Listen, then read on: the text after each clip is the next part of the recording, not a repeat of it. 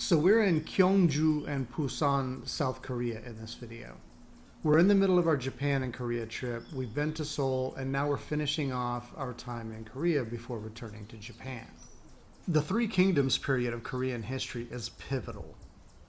The kingdoms were this one, pronounced Goguryeo, this one, pronounced Baekje, and this one, pronounced Sheila, you know I want to be the only one. And Sheila did want to be the only one. It unified Korea in 668 AD. Busan and Gyeongju, where we are here, are both in that historic Sheila territory, and a lot of the historic sites there come from that period. This is Seokguram Grotto, a mountain cave temple with a large stone Buddha. It's a beautiful site. And yes, I'm well aware that juxtaposing a UNESCO World Heritage Site within 10 seconds of an 80s R&B song violates your human rights. But since this video is just for friends and family, I'm hoping you'll forgive me.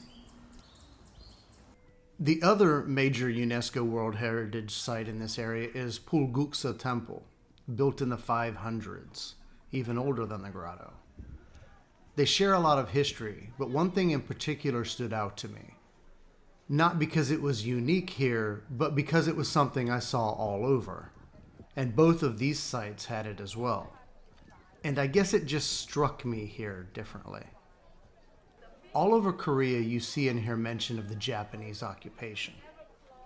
The Japanese stole these artifacts. The Japanese ruined this site. The Japanese massacred these people. Make no mistake, all over Asia, but particularly in Korea, people really still resent the Japanese. In my video on Japan, I mentioned how surprised I was, in retrospect, about how quickly the demonization of war evaporated between the US and Japan.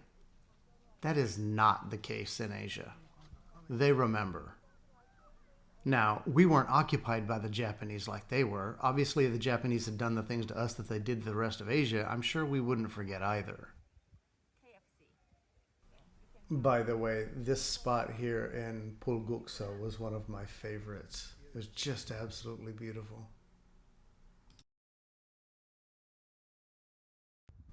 We also went to the Royal Tomb Complex that I never could figure out how to pronounce. It was peaceful and well kept, but I'm not sure it's really worth a trip. All through Korea, we had heard about how much the Koreans like chicken and beer. So we tried, like 3 times, to have chicken and beer. And we never once really got to experience it like they do.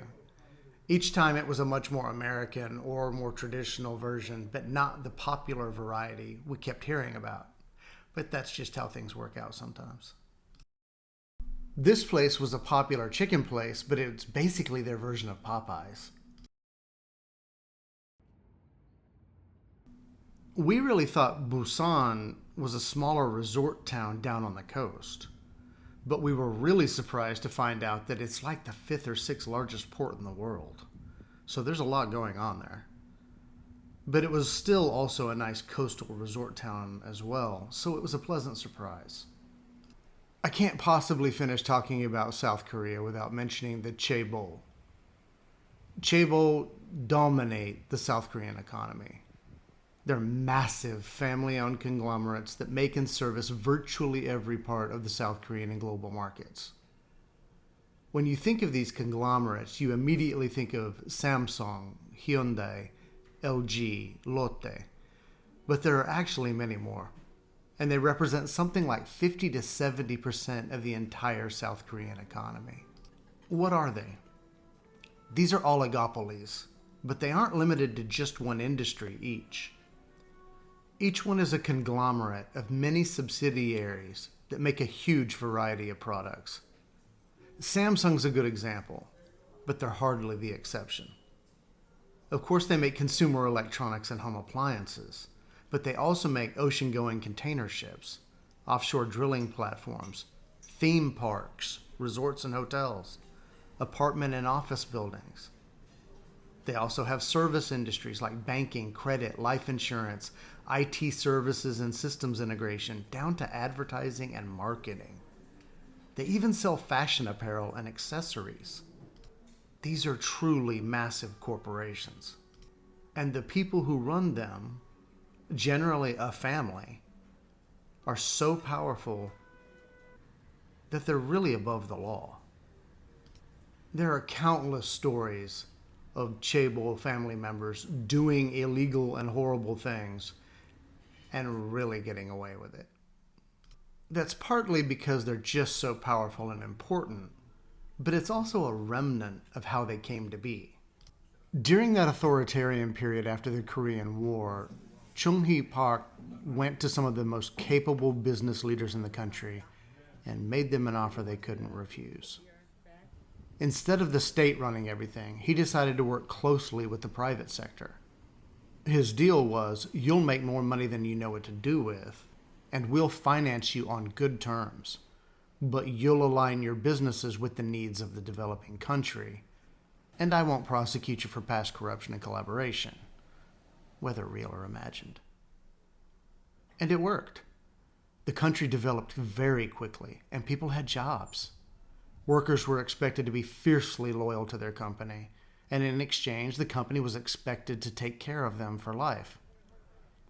You can debate how well that held up over time, but the result was nothing short of a miracle.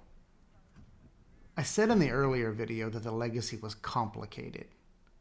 You have cronyism and corruption, a closed elite, and a captive workforce.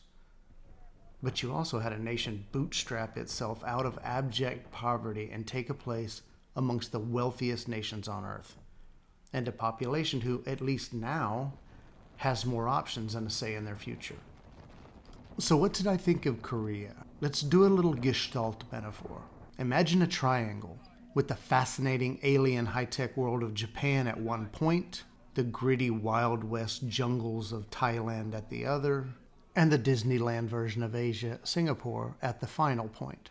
South Korea would live comfortably right in the middle of that triangle, a moderation of each. I have made it to the end of Japan and Korea, I believe, without you ever seeing a single manji. And that's an accomplishment because they're everywhere.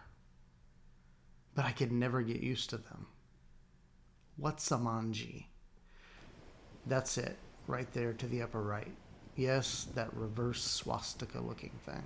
It's the Buddhist symbol for temple, and it has nothing to do with German a-holes. But I could never see one without being creeped out.